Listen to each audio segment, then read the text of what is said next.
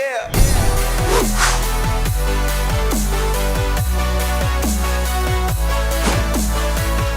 Welcome back to the Gridiron Expert. It is finally bowl season, one of the best times of the year. And as promised, right here at the Gridiron Expert, we are predicting every single bowl game, every single game of this 2020 postseason.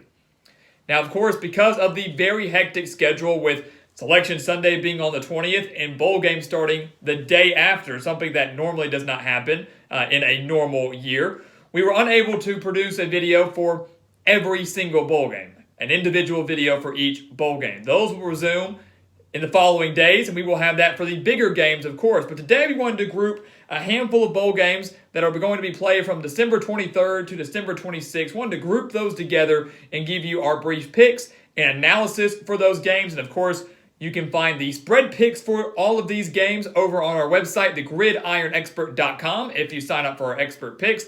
And you can get extra analysis for these games also over on our Twitter page at Gridiron Expert. So we're going to go ahead and break them down, guys. We got four big games up here. Let's start up at the top. Louisiana Tech and Georgia Southern in the New Orleans Bowl. This is usually one of the sneaky good bowl games of the postseason. It tends to be that way every single year. So we've got a Conference USA team. We've got a Sun Belt team here. Two very different styles, but both are led by fantastic head coaches. Louisiana Tech making their seventh straight bowl game under Skip Holtz.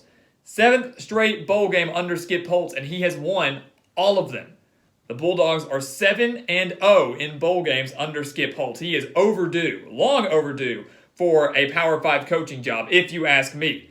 Georgia Southern, under Chad Lunsford, they are making their third straight bowl game under him, just their fourth bowl game in program history. And again, Lunsford responsible for 3 of those, and he's 1-1 in his previous 2. So 2 great coaches that have built these teams up and made them perennial contenders in their respective conferences. The major question in this one is, can Louisiana Tech stop Georgia Southern's triple option attack, which, as we know, is extremely difficult to stop regardless of who you are? And the answer to that question is no. Louisiana Tech can't stop Georgia Southern in this game. The Eagles, they own the edge just about everywhere. Offense, defense, special teams. They're averaging 262.5 rushing yards per game. Louisiana Tech is allowing 184.6 rushing yards per game. So they've been very generous to the run this year. The Bulldogs also allowing 34.3 points per game. And when you look at their offense, they're nowhere near as electric and efficient as Georgia Southern. The Bulldogs averaging just 97.7 rushing yards per game. Georgia Southern, they're allowing just 112 rushing yards per game. So they're pretty stingy against the run, and that might not even matter because Louisiana Tech doesn't have a run game to begin with. So the Bulldogs expect them to be fairly one-dimensional in this one. The Southern defense is a lot better than people think. They're going to run Louisiana Tech off the field in this one. I'm not saying it's going to be a blowout, but they're going to be able to control the clock. They're going to control the line of scrimmage. And I don't think Louisiana Tech's going to have an answer for them. So I've got Chad Lunsford and the Georgia Southern Eagles out of the Sun Belt winning their second bowl game under Lunsford and their third straight appearance. And Georgia Southern wins the New Orleans Bowl. Moving on to the Montgomery Bowl. Memphis, Florida Atlantic. Another interesting game here between two teams that have kind of disappointed in 2020. And maybe you can credit that to COVID. Maybe you can credit that to brand new head coaches. You look at Memphis. They were the Group of 5 representative in the New Year's 6 bowl game last year. Memphis making the Cotton Bowl before falling to Penn State. Florida Atlantic, they of course are now led by Willie Taggart, the former Florida State head coach. And we know how that experiment went. So Memphis sitting at 7-3 right now, and Montgomery Bowl was not what the Tigers had in mind. They wanted to contend for a New Year's 6 bowl game again, but with the increased talent and competition in the American Athletic, that was unable to happen this year. Florida Atlantic, they're sitting at 5-3, and I would say that's pretty good, but they have lost their last 2 games, one by 17 to Georgia Southern, the other by 14 to a bad Southern Miss team. So let's look at these numbers here between the Tigers and the Owls. Again, the Tigers winning 4 of their last 5, finishing strong. Florida Atlantic kind of limping to the finish line. Memphis, their offense is still one of the better ones in the American Athletic. They're averaging 31.8 or 31.6 points per game, 451.5 yards per game. And as we all know, they're led by a great quarterback. I put him up there as a top 25 quarterback in the country, Brady White, who's thrown for over 3,000 yards and 28 touchdowns so far this year. The thing is, Florida Atlantic has a surprisingly good defense. Sitting at 5-3, their offense isn't great. We'll touch on that in 1 second. But their defense is giving up just 16.5 points per game and 326.4 total yards per game. So this is that battle. Again, can Memphis and their offense generate anything against this Florida Atlantic defense that, again, has been relatively surprising in the Conference USA?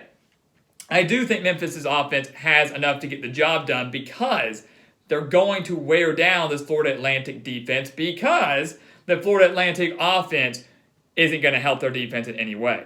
The defense, to me, has been what's carried Florida Atlantic so far this season. The Owls are averaging just 20 points per game. They're only averaging 143.6 passing yards per game, so the offense is almost non-existent. I mean, this is a team, guys, that only scored 24 points on UMass. Let's think about that. They beat UMass, arguably the worst team in the FBS, only beat them 24-2.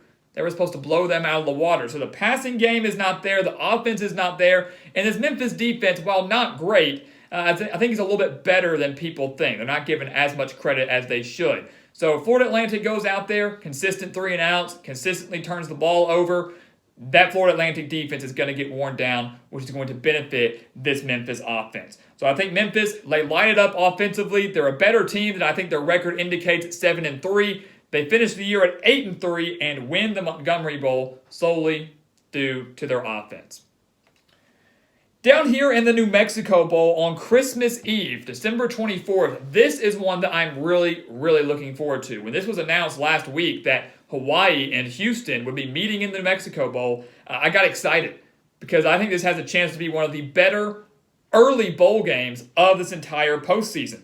You look at these two teams, similar to Florida Atlantic, they're both kind of limping to the finish line here. Hawaii and Houston both have lost 3 of their last 5 games. But when you look at the numbers for both of them, the Rainbow Warriors and the Cougars, they are very, very similar on paper. Not many drastic changes number-wise on offense or defense. To me, though, this is going to be an offensive game. This is going to be a game dominated by offense. And you look at this, Hawaii, they're averaging 26 points per game. Houston, they're averaging 32.3 points per game. Hawaii, they're averaging 155.3 rushing yards per game. Houston, 155.3 rushing yards per game. So similar, right on the dot, rushing yard wise. So that's going to be a key here. Can either team continue their success on the ground, and can either team's quarterback step up big in this one? And I think that's the case. I think there is one quarterback that's going to step up, and it's going to be Clayton Tune with the Cougars. Houston's averaging 268.1 passing yards per game. Tune, I thought, took a little bit of a step forward this year. Now is the full-time starter down in Houston, thrown for over 1,800 yards and 13 touchdowns this year. And I think he has just enough to exploit this Hawaii defense. And let's just say that Houston doesn't play well through the air. Tune struggles in this one. They're going to have enough to run the ball very well and very effectively against the Rainbow Warriors. Hawaii is allowing 230.9 rushing yards per game this year. They've allowed at least 21 points in their last 7 games. So Kyle Porter, the senior running back for Houston, maybe he's the name to watch out for in this one, more so than Clayton Tune. I think Porter ends up having a big day. In doing so, it opens up the path for Clayton Tune. I'm not saying Houston runs away with this one because Hawaii, when they're hot, can play with any team in the Mountain West and can play with a handful of teams in the American, just like Houston. This game might be relatively close, but it's Dana Holgorsen and the Cougars that win the New Mexico Bowl and finish the season at 4-4. Very lucky to have even played 8 games, as it took them almost about a month, to play their first game of the year. And then finally, guys, our last game up here that we've kind of thrown together, a collection of bowl games that we were just not going to be able to touch on as an individual video. We've got the Lending Tree Bowl over on December 26th, so a post-Christmas showdown between Western Kentucky and Georgia State. And Western Kentucky has been a major disappointment this year. Like a handful of teams up here have as well. But the Hilltoppers, they were a preseason Conference USA favorite. A lot of people thought Tyson Helton's squad would possibly win the Conference USA. I know teams like UAB has done well again. Marshall has done extremely well. But the Hilltoppers are 5-6. They're 5-6 on the year. They were 2-6 just a few weeks ago before finishing the year on a 3-game winning streak. And that salvaged their season and may have been enough to clinch them this bowl game in the Lending Tree Bowl.